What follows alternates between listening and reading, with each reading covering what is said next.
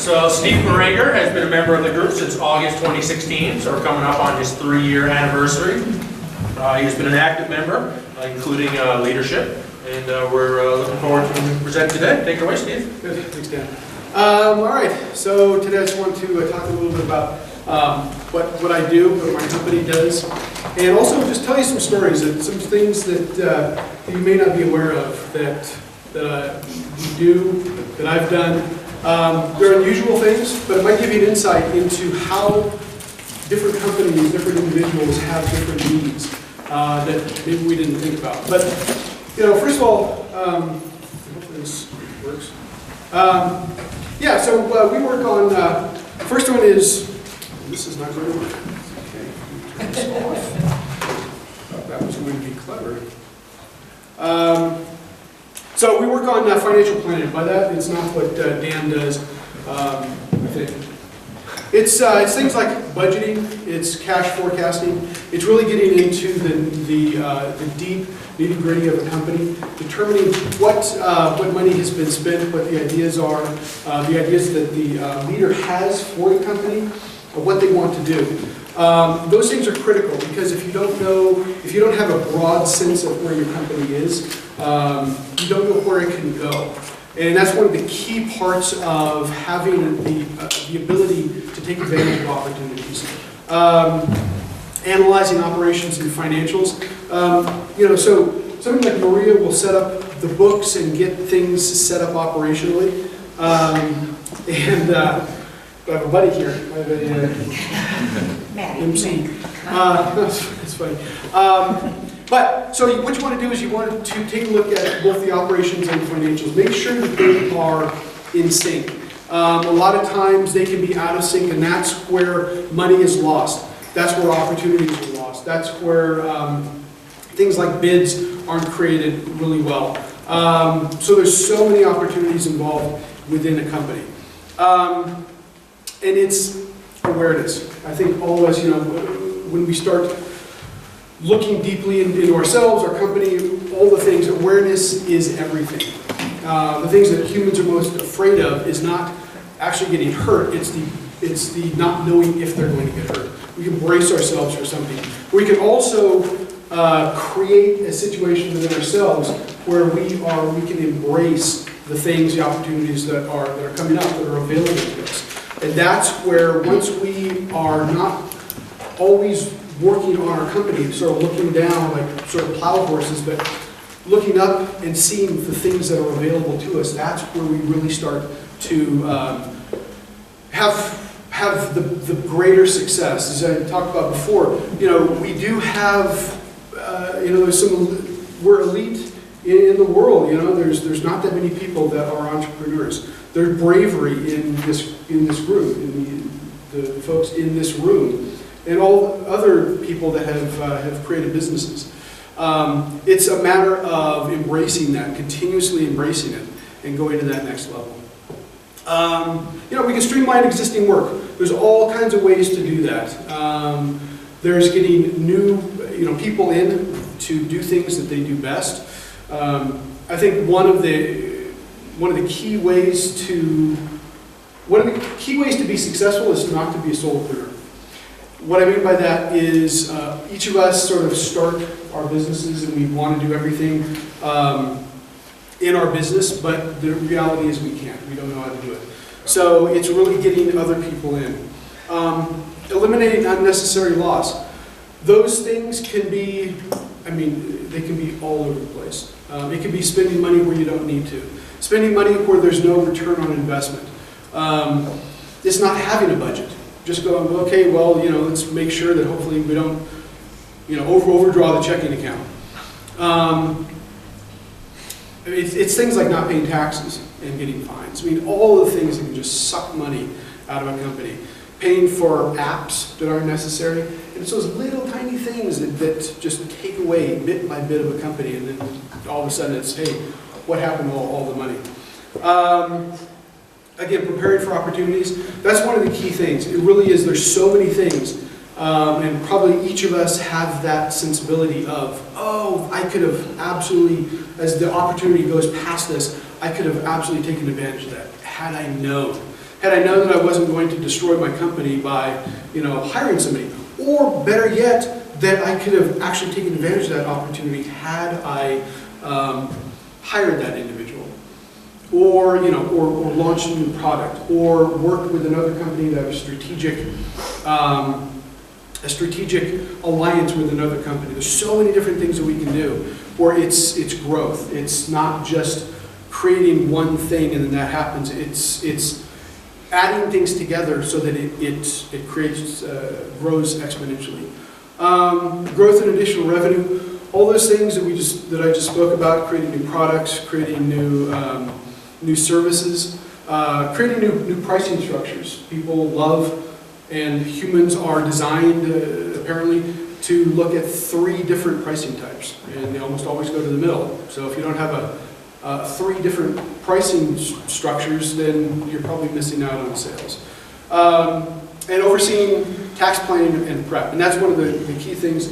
Maria does that as well, but it's the idea of, we want the company throughout the entire year, essentially, to be ready for tax prep. It should be solid the entire year. There shouldn't be an, oh no, what's happening? We don't know where the company is come the end of the year. And so this is what we don't do, but we work with investment strategists, we work with bookkeepers, and work with tax preparation firms. These are key individuals to help a company with their financials. But they are outside of the operational, and they're outside of the operational strategies.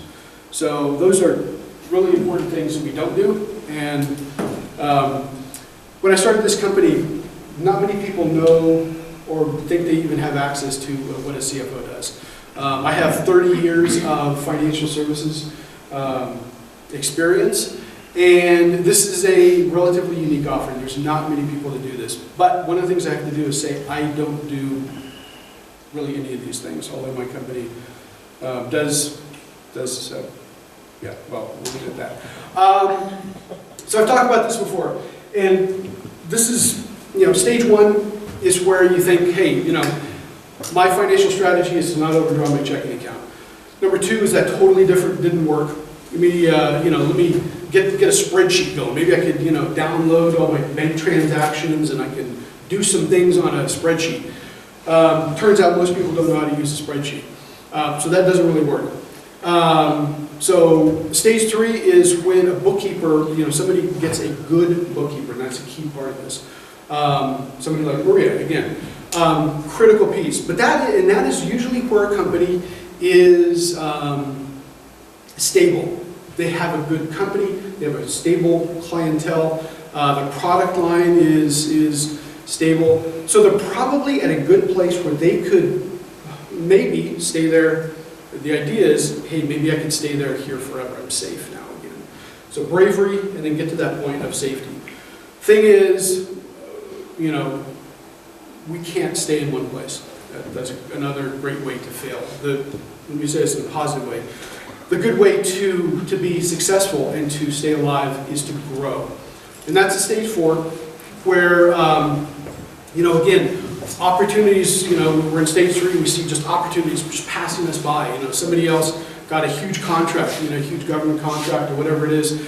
And stage 4 is really where you start saying, you know what, I remember my bravery. I remember that I can go forward. I know that I can make this better. I believe in what I'm doing. And that's where a company needs a CFO to create a strategy for growth. So a few stories, and I didn't set my timer, so hopefully Dan will let me know about my time. But I have this gentleman. He was thinking about buying a car wash here in Denver. He wanted to do due diligence, and he had financials. He had the financials, the profit and loss, the balance sheet, the cash flow from the company, from this car wash, and he also had the tax returns. So it was about 3 years. The company was about 3.5 years into operations.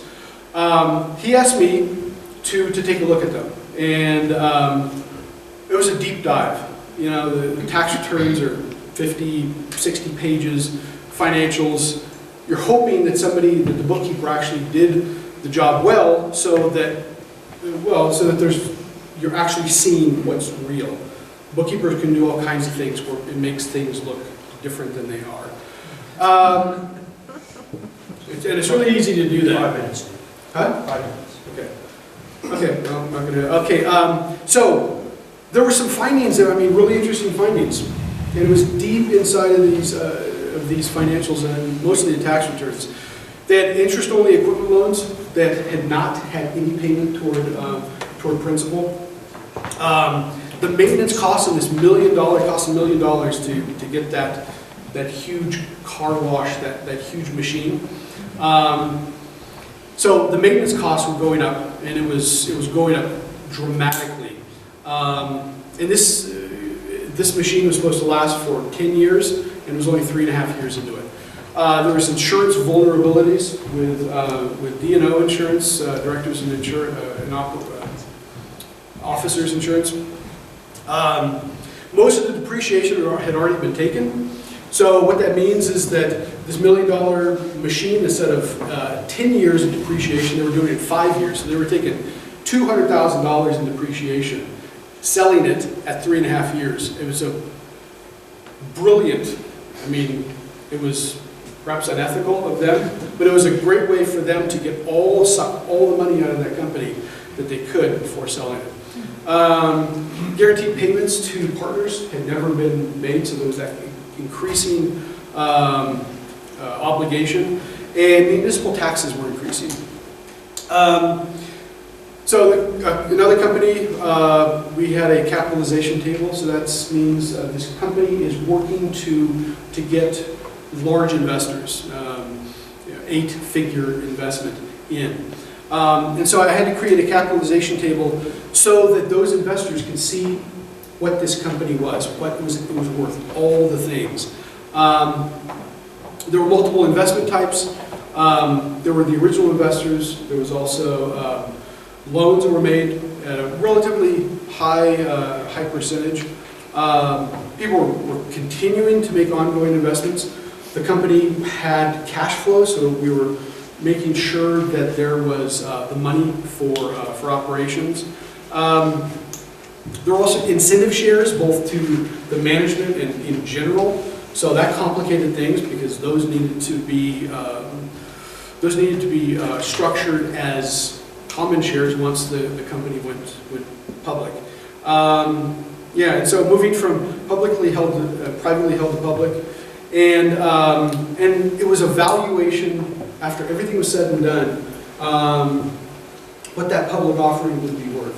So the complexities of this, and when I do something like this, I create a solution so that essentially, no matter what happens, we don't have, it's a plug it in and it changes the entire look of it. So the value that I brought with that was fantastic because they could make snap decisions. The management could make snap decisions. Dan, how much time do I have? 1 minute and 40 seconds. Wow, I was going to tell like 3 or 4 other stories. Did the client end up buying it or not? What happened? So that's interesting. So I can take questions. What's interesting is that when a company is getting to that point, you actually need customers. So we were creating all of these, and so all the push before that was the technical side, getting everything up and running. Then it became they needed at least 3, if not 4, solid customers, clients.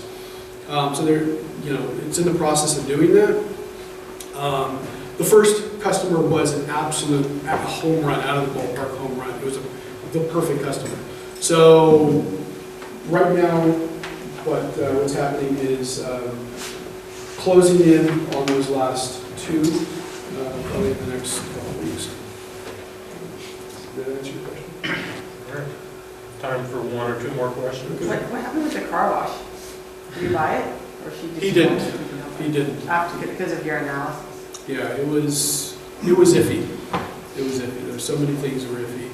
And when I did that, there's people that do company analysis, as far as what a company is worth. So that would have been phase 2. But there were so many things that, they were setting up the company very well to sell it, to suck all of the value out of the company. And then, oh yeah, here you go, here's the company, and yeah, the car wash, look at it, it's working, it's working great. But when you buy a company, you're buying the revenue stream. You're not buying, the company itself is almost irrelevant. You're buying the revenue stream. And so that was the important piece of it. All right, thank you. That's actually all of our time. Thank you very much, Steve.